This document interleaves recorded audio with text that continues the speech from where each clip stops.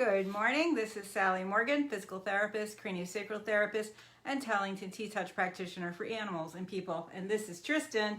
He's a Corgi, and we're here for an episode of Conversations with a Corgi. And today is a very special episode. I want to talk about my friend Karen's dog, Wilbur, who is a little Corgi named after Wilbur in Charlotte's Web, and he is adorable. She says he looks like a stuffed animal. And one of the things that we can do, when we're concerned about another pet or an animal in a shelter or a friend in T-Touch is a heart hug. And we review these from time to time, and today we're going to do another review of heart hugs because I want to do heart hugs for Wilbur and for Karen and Wilbur's dad, Brian, and the breeders, Lynn, Maxie, and her husband, and all of the people in Corgi Nation that care about Wilbur, and really lots of people. Wilbur has done, before COVID, a little bit of work as a therapy dog. He was hugely successful. He will continue to be a great therapy dog, but right now he's very sick. So just a quick update, he's in the hospital. He has a collapsed lung, a bruised diaphragm. Other internal organs are not totally happy. He has several broken ribs. He's on oxygen, which is a sign that all of that they're doing is excellent care for him. And it just takes time to recover from this. He ran into a tree when he was running with some other dogs and knocked himself out. He had a concussion. I am very sad I don't live near him because I know I could help him a lot, and he is just really far away from here. I think it's probably 8 hours for me to drive down to where Wilbur is, and then I'm in another state. Are they going to let me in the hospital? And it's a lot, but we can do plenty for Wilbur from here. And for poor Karen, this is her first Corgi without DM, and so it really matters to her that Wilbur be okay. I mean, when you have a dog that's not going to get DM, you, as a person in that situation myself, you almost forget how vulnerable your dogs are to many other things. I mean, this little boy won't get DM, and he is so precious. But yesterday, a picture fell off the wall and almost hit him. The nubbins hit him almost. So, things can happen at any time and alarm us about the safety of our dogs. And we really take on an awesome responsibility, a huge responsibility when we take them under our guardianship. So let's remind everyone what a heart hug is. You're going to have your two hands on your heart, and you're going to make, as we always do in T-Touch, a circle and a quarter. So you're going to start with the 6 towards your feet. You're going to go around the face of a clock, imagining those numbers, past the 6 and back to the 9. That's a circle and a quarter. And if Tristan weren't here, you can see on my shirt I actually have a spiral to indicate a heart hug. So, and as you're doing this circle and a quarter, you're going to imagine not only the face of a clock, but you're going to send healing thoughts to Wilbur. Think about how much you love your dog. Think about something you love about all dogs. And you're going to be able to do several heart hugs. So just sending this positive intention while you're doing a heart hug makes a difference. And for those of you who study intentions, and things like positive affirmations and things like that, a lot of people have said that they are much more effective when you're in a slightly relaxed, sort of meditative mind state. Much better to set an intention than when you're watching your favorite team about to get a score that could make or break the game and you're very excited. Not a good time to set an intention. You have to quiet yourself. And part of what heart hugs do is quiet the mind and the body and the breath. And when you, hi Danny, and when you do a heart hug, as we've discovered in all of the circular T-touches, not only does it quiet your craniosacral rhythm, but it also engages both sides of the brain equally.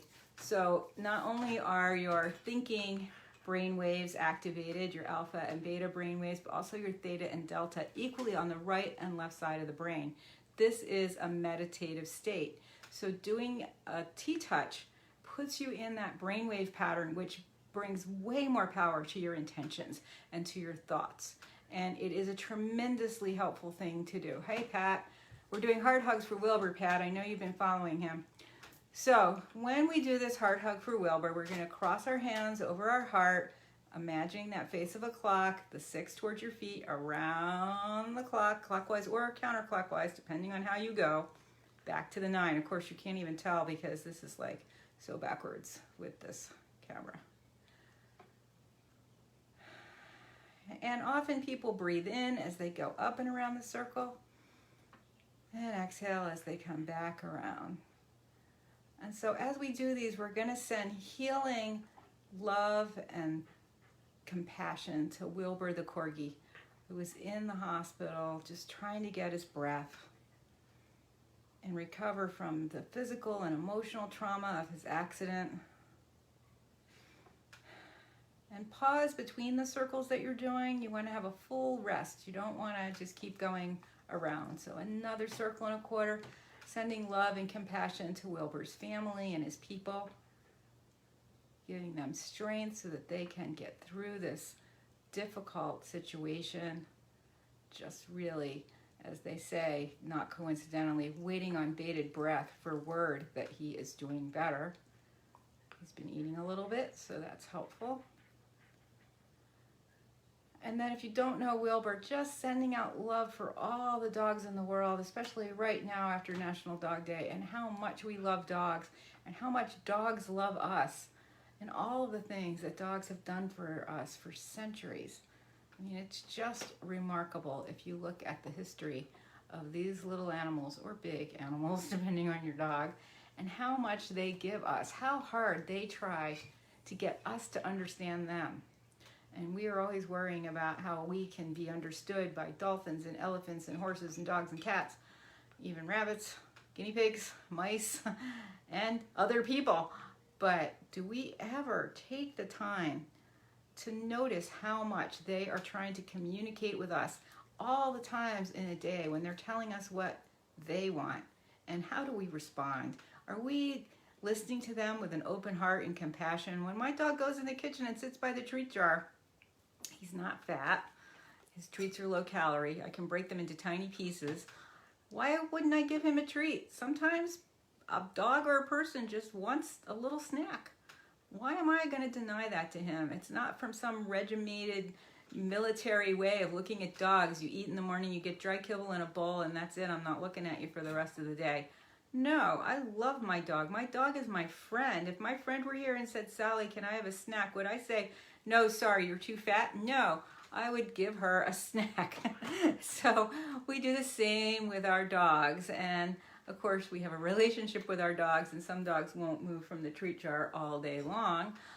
But you know, my dog has a good diet. So when he goes to the treat jar, I want to give him a treat. When he doesn't feel like walking, I turn around and come back. And yesterday, smart little guy that he is, we only did about half of our walk. I wasn't feeling well. I had no intention of doing anything but the slowest crawl. And we had all these storms coming, and Tristan just sort of sat down and said, that's it, we're done.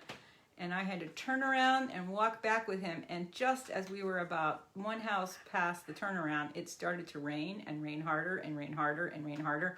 And I am so thankful that he got us back home more quickly than if I had not paid attention to him and kept wandering down the road and gotten rained on. So doing heart hugs helps us be open to listening to what our animals have to tell us. I mean, we spend all day with them now with COVID. We watch them all day long, and they watch us. It is a perfect time for us to learn how to understand our animals. And doing a heart hug every day, at least once or twice, morning, night, whenever is good for you, for your own pet, just sending love and gratitude to them and for all they've done and continue to do for us and will do for us forever. So I hope that our pal, little Wilbur Corgi, recovers and is able to go back to his life. Karen does a lot of specialized training with her dogs. They do a lot of tricks. They do dog dancing. That's her real love. And Wilbur does therapy work, and Karen is really talented dog trainer. Good boy, Tristan. Yeah, well, it's just rain, but it was cold. So anyway, Karen does a lot of specialized work with dogs. She's a very excellent dog owner. And, you know, for those of you who don't know, Linda Tellington is known as an animal expert worldwide, and she developed this T-touch work from Feldenkrais based on the idea of non-habitual movements really having a deep impact on the nervous system and the body and the mind, really. And that work began with horses. Karen was a horse person before she had the dogs and did the work with the dogs that she does, as I was, as were many people with corgis. Lots of us were horse people and then became dog people thanks to the corgis. And so Linda developed that work for horses. It became work with dogs in the early 90s. And, then with all companion animals, we found it very powerful work with cats and rabbits and guinea pigs and, reptiles. There's people in Europe that specialize in T-touch with reptiles. That wouldn't be me. And that work has now evolved to work with humans. And I have done lots of T-touch work with humans. I've seen profound improvements in people following strokes or even coding, losing consciousness during, a transfer or something. I've found the work to be really powerful. And we have just thousands and thousands and hundreds of thousands of stories of success with T-touch with humans, dogs, cats, every kind of animal, fish, birds, horses, dogs, of course. So T-touch is a powerful thing, and I really believe that doing these Hearthugs, and for somebody like Pat who's really been following the progress of Wilbur, just taking time a couple times a day to do a little Hearthug and think about Wilbur and say, Wilbur, sending you strength and love. We want you to be well again. So that's how you do a Hearthug. Today's episode has been about Hearthugs for little Wilbur Corgi, who is struggling to recover from a traumatic incident, and for his family in Virginia. So thanks for joining us today. We will be back for another episode of Conversations with a Corgi Tuesday next week, I believe. And we are going to be talking about farm dogs and trick dogs and all the fun things that we can do with our pets. Everybody have a great weekend. Enjoy the beautiful weather while we still have it. We had one cold day here, and boy, what a change in my attitude. So I am grateful for every day where it's over 70. Oh, I like warm weather. So thanks for joining us. Everybody have a great day. Enjoy your pets and your friends and do some Hearthugs. Thanks for joining us.